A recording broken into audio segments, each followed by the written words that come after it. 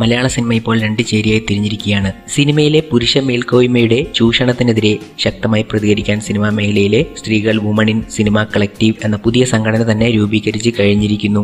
മലയാളത്തിലെ യുവനടി കൊച്ചിയിൽ ആക്രമിക്കപ്പെട്ടതിന് പിന്നാലെയായിരുന്നു ഇത്തരത്തിൽ നടികൾ സംഘം ചേർന്നത്.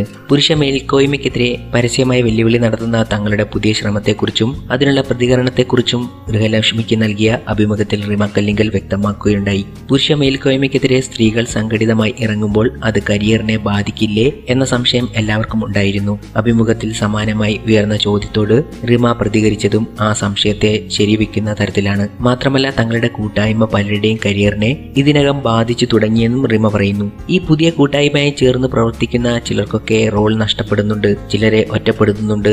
അതിനി ഒളിച്ചുവെക്കേണ്ട കാര്യമില്ലെന്നും റിമ പറയുന്നു. സ്ത്രീകളെ ഒറ്റപ്പെടുത്താൻ എളുപ്പമാണ്, കാരണം പുരുഷന്മാരെ അപേക്ഷിച്ച് അവർ വളരെ കുറച്ചുപേരേ ഉള്ളൂ എന്നും റിമ പറയുന്നു. താൻ ചെയ്യാനിരിക്കുന്ന പുതിയ സിനിമ നായിക പ്രാധാന്യമുള്ളതാണ്, അതിൽ നായകനാകാമോ എന്ന് ഒരു നായകനോട് ചോദിച്ചപ്പോൾ നായകന് പ്രാധാന്യമുള്ള സിനിമയിൽ മാത്രമേ അഭിനയിക്കൂ എന്നായിരുന്നു നടന്റെ മറുപടി. ഇങ്ങനെ പറയാത്ത ഏത് നടനാണുള്ളതെന്നും റിമ ചോദിക്കുന്നു. നായക പ്രാധാന്യമുള്ള സിനിമയിൽ മാത്രമേ അഭിനയിക്കൂ എന്ന വാശിയില്ലാത്ത നടനാണ് കുഞ്ചാക്കോ ബോബൻ. അത്തരക്കാർക്കിടയിൽ ഒരു അപവാദമാണ് ചാക്കോച്ചൻ.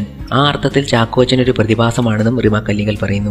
നടന്മാരെ പോലെ ഒരു നിലപാട് നടിമാരും സ്വീകരിക്കണം. സ്ക്രിപ്റ്റുമായി സംവിധായകൻ വരുമ്പോൾ നടിമാർ ചോദിക്കണം, ഇതിലെന്താണ് തനിക്ക് ചെയ്യാനുള്ളതെന്ന്. ഒരു വിലയുമില്ലാത്ത റോളുകൾ ചെയ്യുന്നതിലും ഭേദം ഒന്നും കിട്ടാതെ വീട്ടിലിരിക്കുന്നതല്ലേ എന്നാണ് റിമയുടെ പക്ഷം. താൻ ഒരു പുരുഷ വിരോധിയല്ല, പുരുഷന്മാരാണ് തന്റെ സുഹൃത്തുക്കളിൽ അധികവും. താൻ ഒരുപാട് പ്രേമിച്ചിട്ടുണ്ടെന്നും ഒരു മോറൽ പോലീസിനെയും പേടിച്ചിട്ടില്ലെന്നും റിമ പറഞ്ഞു. മോറൽ പോലീസുകാരൊക്കെ തിരിഞ്ഞു നിന്ന് അവർക്ക് വേണ്ടതൊക്കെ ചെയ്യും, അതുകൊണ്ട് ഗോ ആൻഡ് ലവ്. റിമ നിലപാട് വ്യക്തമാക്കുന്നത് ഇങ്ങനെ.